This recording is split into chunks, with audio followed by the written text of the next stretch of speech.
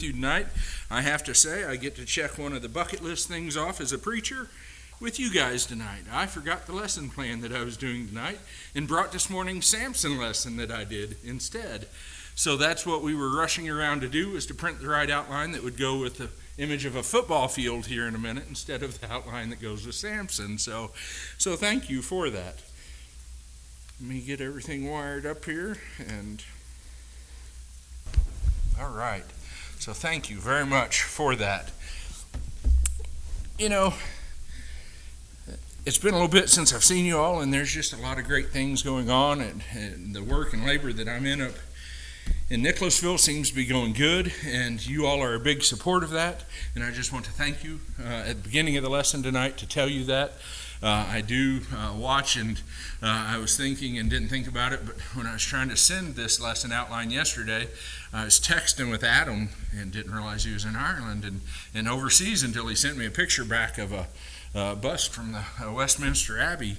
And I thought, well, international texting. He's going to love that when he gets next week's bill. And I was just chatting like he just was down here in Somerset. So we'll see how that goes. But I'm glad that those folks are able to do that. And I'm just so thankful to be here with you guys tonight. You know, as we think about this lesson tonight, I want to ask the question of fan or follower. And what I mean by that, I hope you'll get when we get through this lesson. But there was a man named Charlie Moore, and he moved into a new community with his family. And he wanted to make friends, and he wasn't quite sure what to do, so he joined the local softball league. And it was the opening game, and Charlie took his family that night to the park, and he went to join his team. And Charlie got up to bat, and he got his feet squared and his shoulders set. And as the ball came across the plate, he missed it by a mile, and the crowd just groaned. But one voice could be heard over the din of people. "You can do it, Mr. Moore." The second pitch came, and again he swung wildly, and he missed. And again that voice could be heard. "You can do it, Mr. Moore." The third pitch came, and he swung again, and the voice cried, "That's okay, Mr. Moore." When the game was over and the family was back in the car, and as they were going on their way down the road, the dad turned to his son, and he said, "Is that you that yelled out, 'You can do it, Mr. Moore'?" And when his son admitted that it was indeed his voice, and the dad said he appreciated his son's encouragement, but he wondered why. He said, "Why did you call me Mr. Moore?" And the boy said, "Well, I didn't want anybody to know I was related to you." Well, good evening, church. That's what's going to bring me to our lesson tonight. And I don't want to give too much of it away up front, but are we a fan or a follower of the Lord? I'm working right now this year up at Lake Street doing a series called Fiercely Faithful Followers.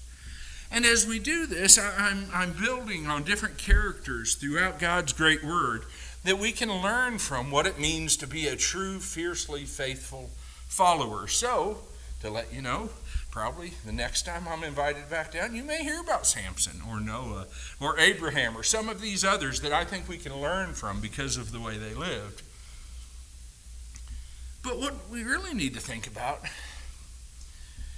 and really get to the point of, and really knowing and understanding though, is that our great God that we know, we should really know about him, and the knowledge of knowing him and the wisdom and understanding of who he truly is should motivate us to be a follower, not just a fan. And I'm going to hope to drive that point home some here, because he's worth following. He is absolutely worth following. He is the best. He is the most just. He is the most loving. He is the most powerful being ever. And it's my hope and prayer that as you continue every day in your walk of life, and I keep in my walk of life, and we keep learning about God, and we keep doing what he says, we will get closer to him. And that's what I want to talk about tonight. You know, the story about the baseball game is funny, but it also gives us a decent example of what fan versus follower is. There's a book by Kyle Idleman entitled Not a Fan.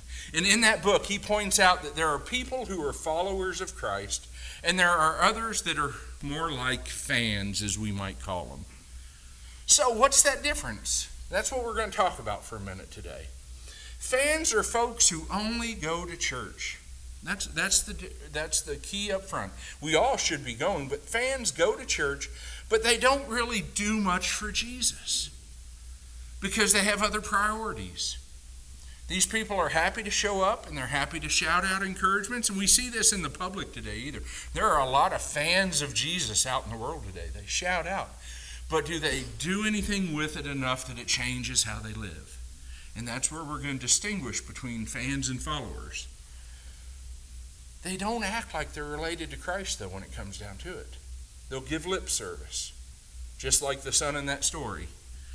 They're willing to shout out, "You can do it, Jesus," and that's about it. That's the difference between a fan and a follower, though. A fan just shows up. They'll stay as long as it benefits them, but if it doesn't benefit them, they won't hang around, and they usually don't. Or as long as they're happy, or things go their way, or they think they're the way they should, they'll show up. But on the other hand, they often get easily offended when they can't get their own way. Fans are those who walk away. You've seen this at ball games before. You'll be at I'm guessing down here is Kentucky country just as well as up close to Lexington. But there's a difference between fans and followers at basketball games. A fan is someone that when the team is getting beat and they don't see that they can come back from it, that they will get up and they'll go because they don't want to get stuck in traffic. And they'll leave. But a follower sits there and watches them lose by 30 and then watches them sing "My Old Kentucky Home" and then gets stuck in 2 hours of traffic and goes, "It's okay because it's for the team." There's a difference there.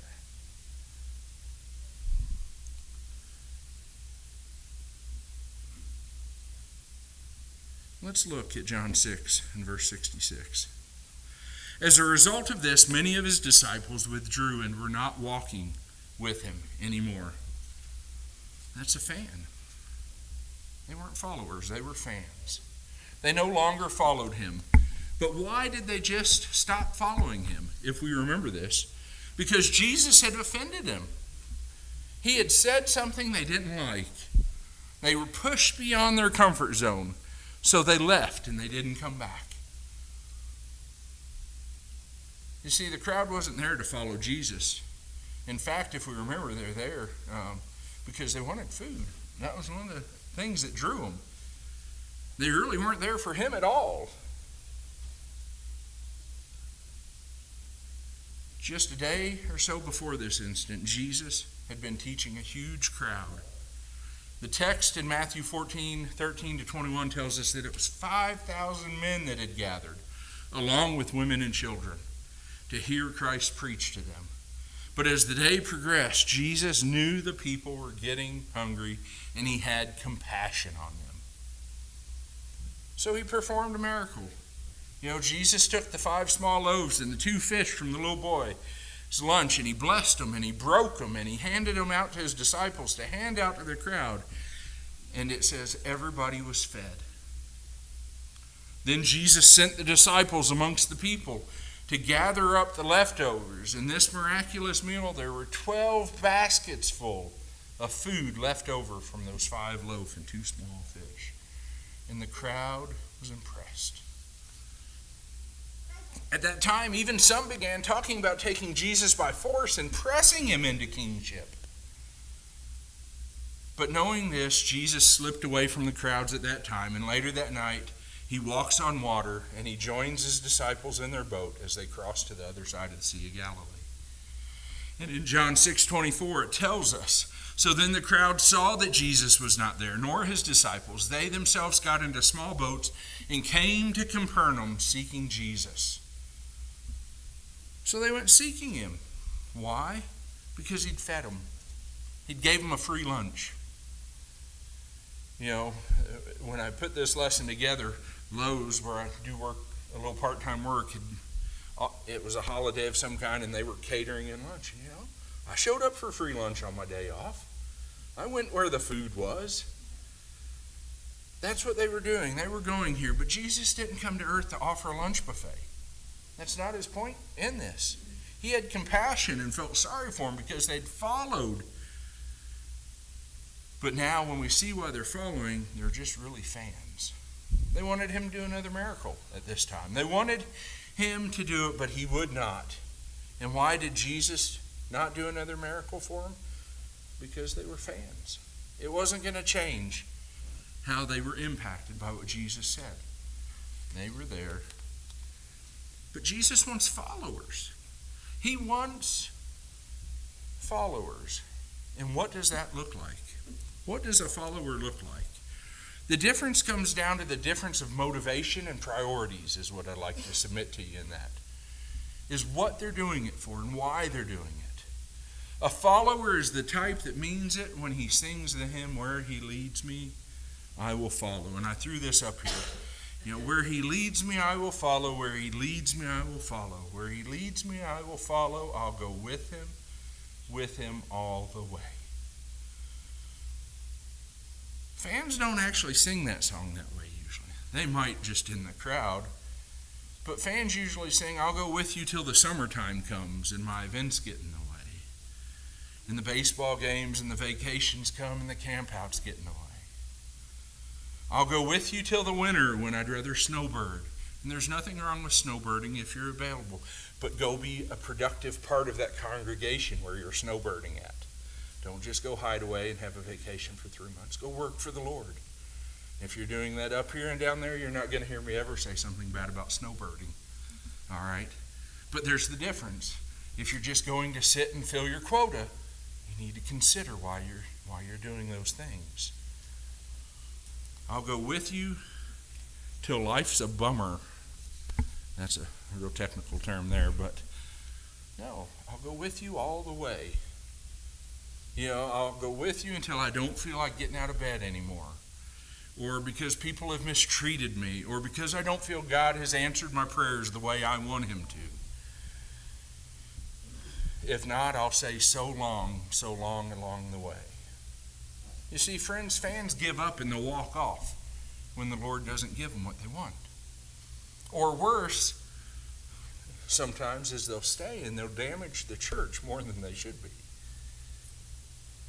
But we'll talk about that in a minute. But followers follow Jesus no matter what. No matter where he leads them, followers go after him. And you can see the difference between fans and followers in how they worship. Fans usually go to church to experience it and see what can be done for them. This makes them feel religious, but it doesn't make a difference in how they go out and live. Followers go to church to worship Jesus, and that experience changes them. What we're doing here tonight and the words of these songs that we've sung should change us so that we leave differently than we came in 30 minutes ago. And it should be that way every time when we're a follower. It shapes us. It molds us. It changes who we are. Followers come to worship service out of obedience to the Lord. Followers come to this building to meet with other Christians, to see how they can help one another. It's a critical difference between consuming and giving. And we need to think. Jesus told the fan-filled crowds after the feeding of the 5,000 in John 6, 51 and 57, "I am the living bread that came down out of heaven. If anyone eats of this bread, he will live forever. The bread also which I will give you for the life of this world is my flesh." Then the Jews began to argue with one another, saying, "How can this man give us his flesh to eat?" So Jesus said to them, "Truly, truly, I say to you, unless you eat the flesh of the Son of Man and drink his blood, you have no life in yourselves. He who eats my flesh and drinks my blood has eternal life, and I will raise him up on the last day. For my flesh is true food, and my blood is true drink. He who eats my flesh and drinks my blood abides in me, and I in him. As the living Father sent me, I live because the Father. So he who eats me, he also will live because of me." Even we hear this and think, man, this sounds a little bizarre probably. It just isn't the normal way we talk. Doesn't it? Does it sound a bit bizarre to you maybe? It does to me. Eating his flesh and drinking his blood, something's not quite right here. And if you think of Jesus' words literally here, you might and would be right. But Jesus isn't talking about this literally. He's speaking spiritual words here filled with spiritual truths. Jesus taught this way many times in his ministry. And if you remember what he said we should do when our eyes cause you to sin, he said, pluck them out. If that was literal like this other verse, we would all be sitting here in Hylas. What are we supposed to do when our hand causes us to sin? If we were all here, I'll tell you right now, it wouldn't have mattered I left my outline. I wouldn't have been able to carry it. I would have no hands. He says, cut it off. But he's using those to get spiritual points across to us. Deeper meanings than just the physical that he just used as the example. And I'm glad, because if he was speaking literally, you and I would all be in a world of hurt. But we know Jesus wasn't talking literally about plucking our eye out or cutting off our hands. He's suggesting to us to do extreme things in our life in order not to sin. And his followers will do those extreme things. Just in the same way that he's not literally eating of the flesh and drinking of the blood, this isn't about taking communion. People mistakenly put this to communion as well. It's about having a life because Jesus did what he did, and we find our nourishment as Christians because we feed on his sacrifice. It's about being consumed in Jesus, is what he's trying to get across. He is in us like bread and drink would be considered to be us. It saturates us. It's in every fiber of our being. That's what Jesus wants to be in us. We're not to be, this isn't to be ritualistic for us. This should cause thought every time. We're not here to fulfill a quota of saying, well, I made it this week 3 times. That's not what it's meant to be. We're not here to punch a time clock. We are here to feed on Jesus tonight in his words and be reminded of who he is, the Jesus who died for us and rose from the grave. And that should make us walk out of here differently in a few minutes. A lot of times communion is basically almost, depending on how long-winded the preacher is, almost dead in the middle of services most of the time. And that's probably right where it belongs. To remind us. To remember why we are here. Because Jesus sacrificed for us. Everything we do here should be centered on this table and the actions of it. Our songs should remind us of Jesus. Our prayers should be based on his sacrifice. The sermon should find its power in Christ's sacrifice. Because without the sacrifice of Christ on the cross, nothing else we do here has any worth. There's no meaning at all behind it. It's all about Jesus. The bread and the cup are reminders of the truth. Unless we feed on the sacrifice of Christ in our daily lives, our faith is little more than ritual. And this tendency towards ritualism can hit any one of us. I'll tell you, I can get in a habit with the best of them. I have to not just get up at 8, it's like clockwork. Make coffee, be at the building by 8, because that's what I always do. No, the point why I do that on Sunday mornings is so I have an hour and a half to review everything that I've prepared, that I spent the night before looking at already, because I don't want to miss the mark of how important it is about Jesus. But when I just go through the motions and I just do that, I'm missing that mark. When Jesus didn't do what the crowd wanted him to do, the fans got offended. And then they insulted him in front of everybody. Look at John 6, 41 and 42. Therefore the Jews were grumbling about him because he said, I am the bread that came down out of heaven. They were saying, is this not Jesus, the son of Joseph, whose father and mother we know? How does he now say, I have come down out of heaven? The crowd was upset with Jesus. And they began to grumble. And then they said something nasty to those around them. And you know what they were saying? Is they were saying that Jesus is a liar is what it boils down to. He told them from where he's from, and they're grumbling about it, not believing.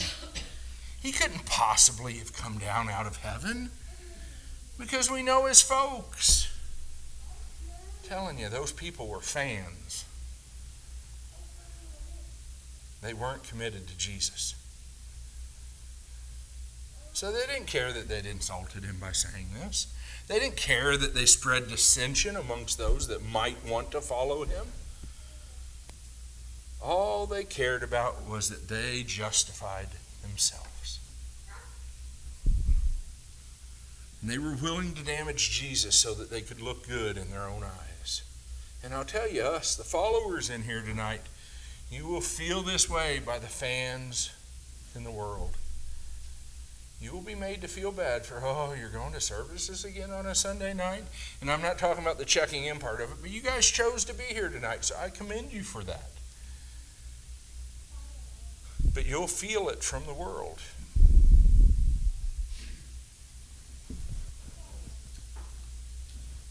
They'll say nasty things. If the fans in the church will say nasty things if you have elders and preachers and members and dissensions made by the group that they're unhappy with. You can tell who are followers and fans by the way we conduct ourselves. They might even spread rumors or discontent so that they can justify how they behave and how they feel they should have a say in things. But we have to remember it's all about God and it's all about Jesus. Every decision, everything that's made should be his decision already, and we're just making sure we carry it out. But fans won't feel that way. Followers wouldn't think about hurting Jesus or his bride, the church. They will do everything they can to be what they should. John 6:67 says, Jesus said to the 12, "You do not want to go away with them?" And I love Peter's answer here.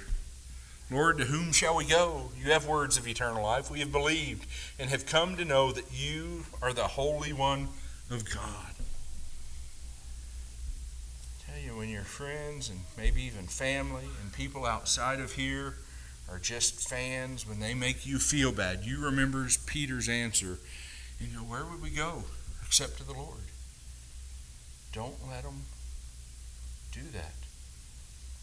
Peter's saying they didn't want to leave Jesus.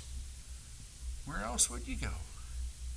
I can't think of anything that offers me any more hope and comfort than Jesus. Jesus had what they needed for their lives.